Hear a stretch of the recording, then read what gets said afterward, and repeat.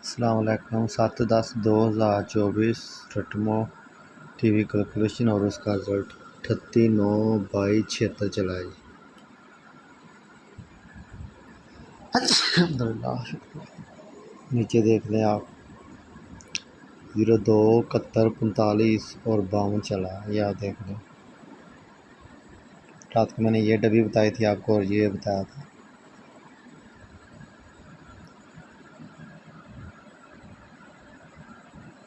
ये भाई सीधा चल गया, इधर से 38 होगा। मैंने आपको बोला भी था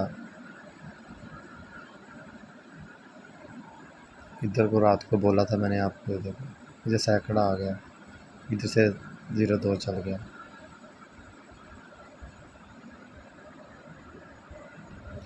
7/10/2024 का रिज़ल्ट ऊपर 2 बजे वाली, नीचे 8 बजे वाली।